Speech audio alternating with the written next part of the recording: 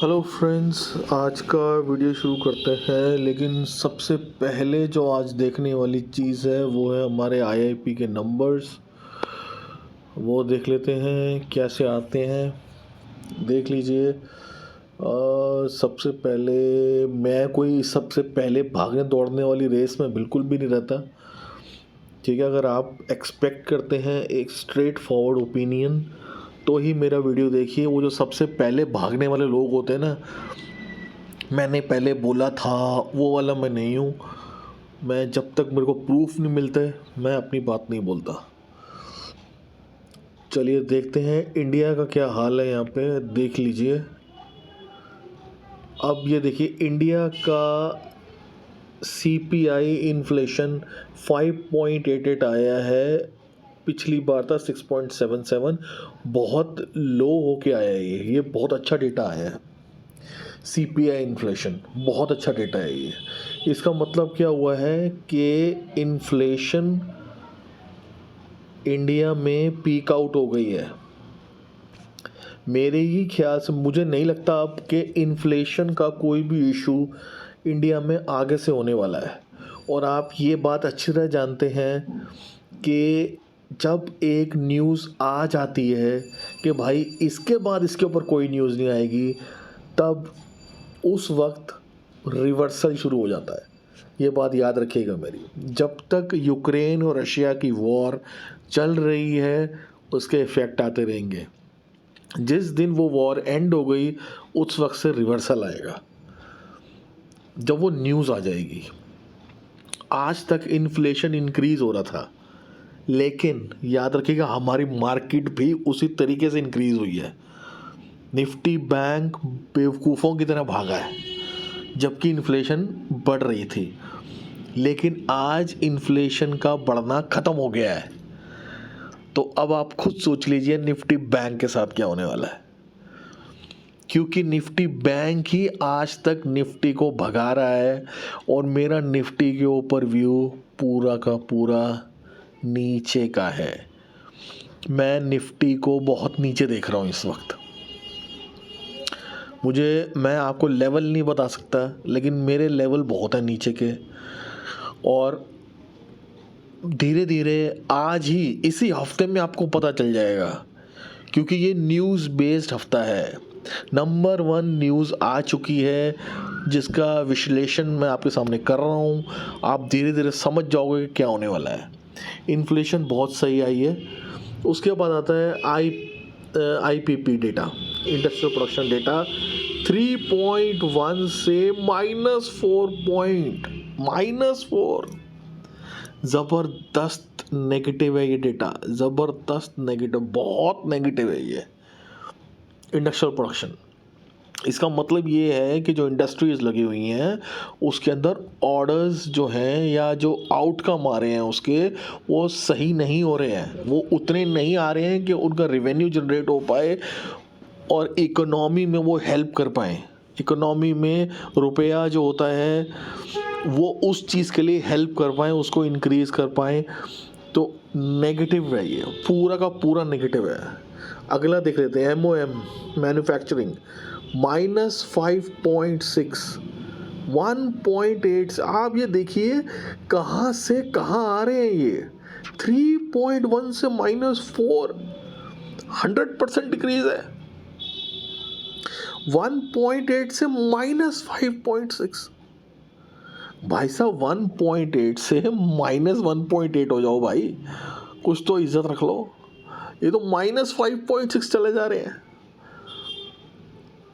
इसका मतलब ये हुआ कि जो अगले महीने का या अगले 2-3 महीने का डेटा कितनी मेहनत करनी पड़ रही है, उसके बाद ये ऊपर आएगा डेटा। अगर इकॉनमी इतनी ही अच्छी चल रही है, इतनी ही ग्रोथ जीडीपी की चल रही है, तो भाई साहब ये क्या डेटा आ रहा है? क्या इसको कहेंगे आप डेटा? इन्फ्लेशन लो कैसे हो रही है? इन्फ्लेशन लो इसलिए ही हो रही है क्योंकि कोई ले ही नहीं रहा माल। इन्फ्लेशन तो हाई उस वक्त जाएगी कि जब लोग इतना खरीदेंगे कि भैया इन्फ्लेशन ऊपर आ जाएगी। अब लोग माल ही नहीं ले रहे हैं। जब माल नहीं ले रहे हैं, इन्फ्लेशन थोड़ी सी लो आ रही है, तो MOM और IPP डेटा जो है वो लो के लो बने हुए हैं, बहुत पिछली बार से बहुत लो आए हैं ये पूरा नेगेटिव डेटा है। CIP इंडेक्स इन्फ्लेशन 7% से 5.3, ठीक है ये डेटा, ये ठीक है, इन्फ्लेशन का ये डेटा ठीक है कि नीचे आ रही है। लेकिन भाई साहब अगर इन्फ्लेशन नीचे आ रही है तो ये MOM और IPP ऊपर जाने चाहिए, नीचे नहीं आने चाहिए। इन्फ्लेशन का डेटा नेगेटिव आ रहा है, अच्छी बात है, लेकिन मोस्ट इम्पॉर्टेंट डेटा तो ये वाला डेटा है। इन्फ्लेशन का तो बहुत लोग कह रहे थे कि भाई इन्फ्लेशन कंट्रोल में आ जाएगी, लेकिन इन्फ्लेशन कंट्रोल में आने का मतलब ये नहीं है कि इकोनॉमी में जो है आप वो लोअर कर दो IPP डेटा। तो ये नेगेटिव न्यूज़ है, ये नेगेटिव है। और मैं आपको अभी भी बता देता हूँ कि ये देखिए, ये 8:30 बजे, मैं 8:30 बजे दूसरी वीडियो बनाऊँगा। मेरा उसूल है कि मैं विदाउट न्यूज़ देखे वीडियो नहीं बनाता, लेकिन मेरे को पता है कि एक वीडियो अभी बना देते हैं और जो अगली FII की बनेगी उस पर ये आ चुका होगा डेटा, और ये भी आ चुका होगा डेटा। सॉरी, ये नहीं आया होगा, 8 साढ़े 8 बजे वाला डेटा आ चुका होगा, तो उसमें मैं इसको विश्लेषण कर दूंगा। रेस्ट ये है USD 3 नोट्स 6 मंथ, मुझे तो मतलब भरोसा नहीं है इसके ऊपर। मुझे लग रहा है कि ये वाला जो डेटा ये भी नेगेटिव आने वाला है। CIP का डेटा जो है, CIE का इन्फ्लेशन का डेटा जो है, CPI का पूरा नेगेटिव डेटा आने वाला है US के लिए। मेरे को बहुत शक है इस चीज़ पे। नेक्स्ट डे का देख लेते हैं डेटा, क्या इम्पोर्टेंट डेटा है। इम्पोर्टेंट ये 12:30 बजे की ये जो मीटिंग है जो आज रात को होने वाली है, ये बहुत ज़्यादा इम्पोर्टेंट है। ये डिफाइन करेगी। हाँ, मैं समझ गया। एक चीज़ मैं आपको बता देता हूँ, ऐसे केसेस में होता क्या है। ऐसे केसेस में जैसे जो न्यूज़ आई है वो मार्केट को नीचे लेके जाएगी, उसके बाद क्या होगा रात, क्योंकि ये एंड ऑफ द डे पे आएगा या US के ये बीच में आएगा। तो अगर ये न्यूज़ अच्छी आई तो ये मार्केट ऐसा रिकवर कर जाएगी, अगर न्यूज़ बैड आई तो ये और भी गिर जाएगा डेटा मार्केट। कल भयानक डे होने वाला है, मैं आपको अभी भी कह रहा हूँ, नोट कर लीजिए। कल का दिन D-Day टाइप होने वाला है। D-Day होने वाला है नीचे की तरफ, ऊपर की तरफ मेरे को नहीं लग रहा इतना। अगर नीचे 500 पॉइंट गैप डाउन भी पॉसिबल है कल, मैं झूठ नहीं बोल रहा हूँ। 500 पॉइंट सीधा 18 के आ जाए, सीधा 18 के भी आ सकता है, 18,000 का सीधा लेवल भी ला सकता है। ये इतना महत्वपूर्ण, इतना इम्पोर्टेंट डेटा आने वाले हैं आज UK के। ये तो अनबिलीवेबल है, ये अनबिलीवेबल डेटा है। इसके ऊपर तो मार्केट घूम जाएगा पूरा, और बहुत ज़्यादा घूमेगा। तो इसको आप देखिए, उसके बाद देख लेते हैं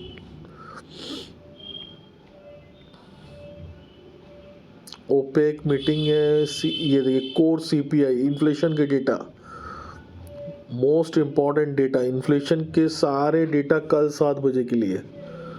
ये देखिए, ये सारे के सारे डेटा, ये मोस्ट इम्पॉर्टेंट डेटा है।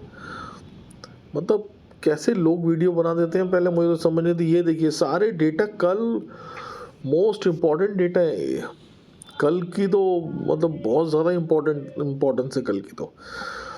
तो चलिए, ये डेटा की बात होगी, अब आज की बात कर लेते हैं क्या हुआ आज मार्केट में। जैसा कि आप जानते हैं, मेरा डिस्क्लेमर है ये कि भाई ये जो लेवल मार्क किए हुए हैं ये मैं एंड ऑफ द डे में या देख के मार्क नहीं करता, पहले से मार्क हुए पड़े हैं।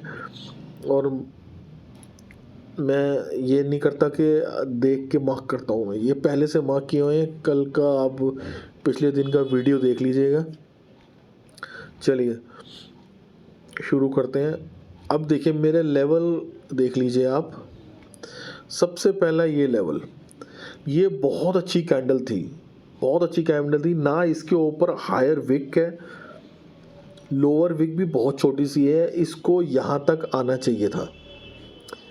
लेकिन जैसा कि मैंने आपको बताया था कि अगर ऐसी एक रेड कैंडल बनती है तो 4 to 5 मिनट आपको देखना पड़ेगा कि प्राइस नीचे कितना जा रहा है। अगर आप इसको 1 मिनट में देखेंगे ना, तो एक रेड कैंडल ऐसी बनी, फिर ऐसे, फिर ऐसे, फिर ऐसे, और फिर प्राइस यहीं रुका रहा और फिर ऊपर गया। तो इसलिए मैं कहता हूँ कि थोड़ा सा आप अगर रुकेंगे तो आपको पता चल जाएगा। और जैसे ही इसने ये 2 लेवल क्रॉस किए, फिर वही उल्टा हो गया। ये 2 लेवल पे रेड बनी, रुक के जब ऊपर गया, तब जब ऊपर के लेवल कटे तब ये रुका ही नहीं वहाँ। 1-1 मिनट की कैंडल देखिए आप, सीधी बनती गई और जैसे ही लेवल कटते गए सीधे के सीधा ऊपर जाता रहा। अब देखिए ये वाला जो लेवल था, ये वाला जो लेवल था 18454 और 18452, उसके ग्रीन जैसे ही कटा, सपोर्ट लिया वापस उसी लेवल पे और ऊपर जाके क्लोज हो गया। तो इसका मतलब यही था कि ये ऊपर जाने वाला है, लेकिन एम ये होना चाहिए था इसका। मेरा अगला लेवल 18550 के करीब। लेकिन आप ये देखिए कि इसमें क्या होता है कि आपको पिछले लेवल भी थोड़े याद होने चाहिए कि कल क्या हुआ था। अब कल देखिए, अगर आप ये लाइन खींचेंगे ना एक, ये देखिए, अब लोग कहेंगे भाई ये वाला जो लेवल है ये ना ग्रीन ने काट दिया। नहीं भैया, नहीं काटा। एक ग्रीन बनी है जिसने हायर विक बनाई, अगली ग्रीन बनी उसने भी हायर विक बनाई और इस लाइन को क्रॉस नहीं कर पाए वो, इसलिए वापस। अब वापस में अगर हम देखते हैं तो मैंने यहाँ पर एक वीडियो बनाई थी जिसके अंदर ये साफ साफ बोला था कि भाई ये अगर लेवल कटता है तो ये आना पक्का है।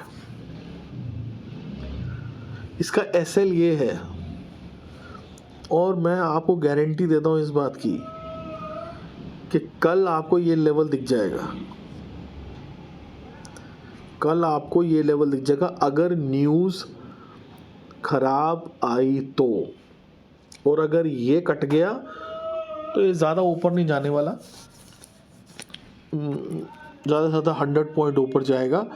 लेकिन मैं आपको अभी भी कह रहा हूँ, ये रूल होता है, ये रूल है कि अगर इसको, ये जो पैटर्न है इसको क्रॉस करके ये नीचे जाता है तो पूरा का पूरा नीचे जाता है, ये ऐसे बीच में रुकता नहीं है कहीं पर ही।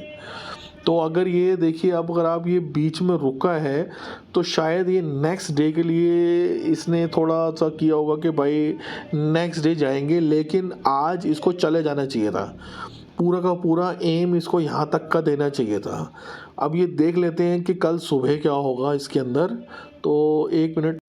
तो अगर आप ये देखेंगे, यही आज का पूरा दिन रहा और मेरे लेवल पूरे पूरे के पूरे वैसे ही चले। और अगर कल ये लेवल टूटता है, अगर कल ये वाला लेवल टूटता है तो मैं अभी भी बता रहा हूँ आपको, आप रेडी हो जाइए।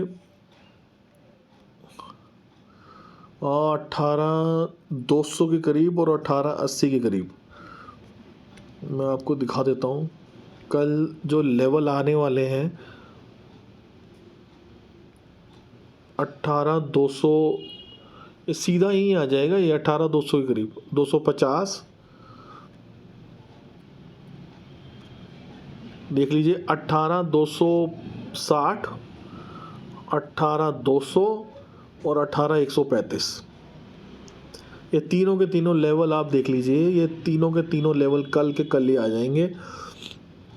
और जहाँ तक मुझे लग रहा है कि जिस तरीके से अगर एफआईआई को रेजिस्टेंस मिलती है कहीं, तो गैप डाउन में वो सारे के सारे लेवल क्लियर कर देता है। तो कल देखते हैं, शायद गैप डाउन ना हो जाए। अभी देखते हैं बैंक का क्या हाल है, बैंक में क्या चल रहा है।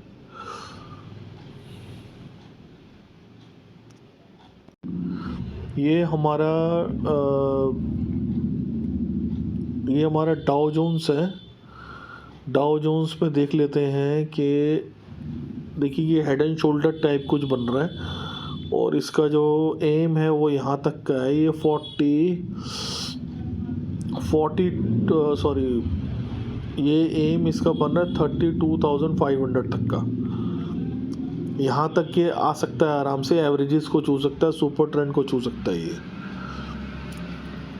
तो देख लेते हैं क्या होगा, क्योंकि मेरे को अभी लग नहीं रहा है कि कुछ ज़्यादा अभी ऊपर जाने के लिए कुछ हिसाब किताब बन रहा है। मुझे तो सारा नीचे का ही लग रहा है हिसाब किताब। निफ्टी का भी नीचे लग रहा है और न्यूज़ भी ऐसी आ रही है कि निफ्टी बैंक को हिट कर देना चाहिए एक बार बस। निफ्टी बैंक ही है वो ऊपर जा रहा है, उसके लिए भी ज़्यादा अभी जगह बची नहीं है। लेकिन चलिए देखते हैं क्या होने वाला है। लेकिन मुझे जहाँ तक लगता है बैंक भी नीचे ही जाएगा और नैस्डैक और ये तो ज़्यादा कुछ मुझे स्ट्रॉन्ग लग नहीं रहे हैं। पीसीआर देख लेते हैं। निफ्टी का जो पीसीआर है कितना आया है,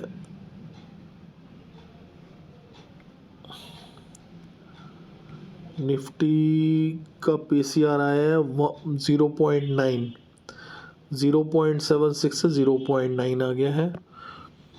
और निफ्टी बैंक का पीसीआर देख लेते हैं। निफ्टी बैंक का पीसीआर देख लेते हैं। बैंक का पीसीआर बढ़ गया है, 1.14 हो गया 0.97 से। जहाँ तक देखिए ऊपर जाने का क्वेश्चन है तो भी बहुत जगह है ऊपर जाने के लिए, लेकिन मुझे लग नहीं रहा कि पीसीआर से कुछ हो रहा है इस वक्त। नीचे का क्वेश्चन है तो अगर ये बेयरिश ट्रेंड में आ चुका है तो निफ्टी का 0.55 है और बैंक का 0.65 है। ये दोनों नीचे की तरफ आ सकते हैं, जो पीसीआर होना चाहिए, जहाँ जाके ये रिवर्सल आएगा।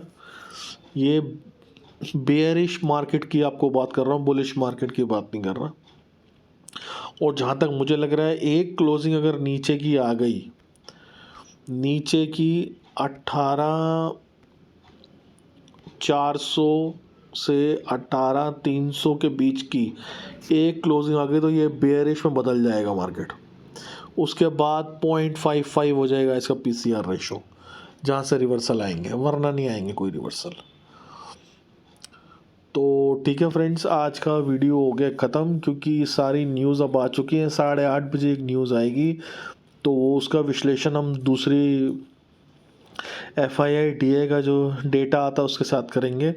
अभी तो सब कुछ बेयरिश है, मुझे कहीं से कुछ बुलिश नहीं लग रहा। ऊपर जाता है निफ्टी, शॉर्ट कीजिए। नीचे के टारगेट आएंगे, नीचे के जो भी टारगेट है मैं आपको बता देता हूँ। 18,350 का नंबर 1 टारगेट था, हो चुका है। 18,200 का अगला मेरा टारगेट है। उसके बाद 18,40 ये तीसरा टारगेट है मेरा। ये तीनों टारगेट हैं, मुझे लगता है ये तीनों टारगेट इसी महीने में आएंगे। और अगर 18,000 कट गया तो बहुत ही ज़्यादा नीचे का टारगेट है। और जहाँ तक बैंक के सवाल हैं, बैंक सबसे ज़्यादा नीचे की तरफ जाएगा। 44 के अपर लेवल है, नीचे का लेवल 42 के है। आराम से जा सकते हैं, यहाँ कोई प्रॉब्लम नहीं है इसको जाने में। बैंक का 42,800, 42,600 और 42 के, यही है सारे लेवल जहाँ तक बैंक आराम से आ सकता है नीचे। शुक्रिया दोस्तों।